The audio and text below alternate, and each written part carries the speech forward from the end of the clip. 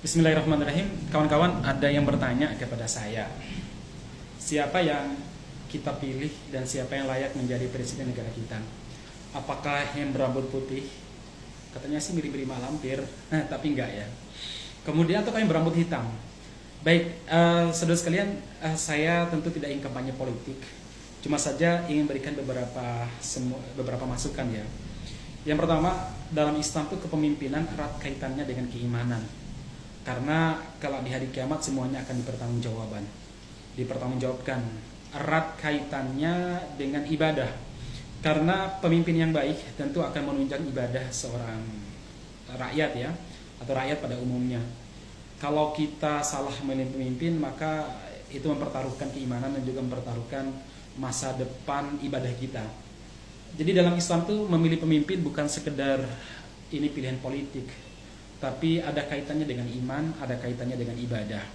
Maka saya menyampaikan kepada kaum mukminin adalah pastikan bahwa pemimpin yang Anda pilih itu memberikan kebaikan bagi masa depan bangsa kita, memberikan kebaikan bagi anak-anak kita, dan juga bisa mendukung kebahagiaan kita di akhirat kelak nanti. Itu poin pertama.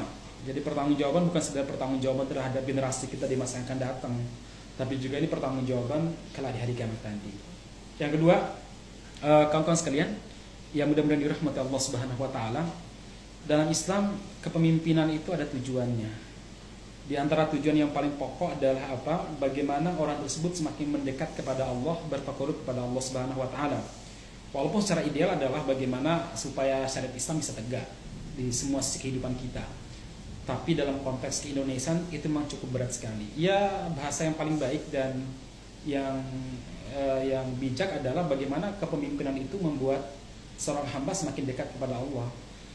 Bagaimana membuat rakyat itu semakin percaya dengan nilai-nilai keislaman. Dia membenci hal-hal yang maksiat, entah itu mungkin kalimat-kalimat yang buruk ya. Kemudian tontonan-tontonan yang rusak. Kemudian ya apalah ya, pokoknya yang mendekatkan kita kepada Allah Subhanahu wa taala.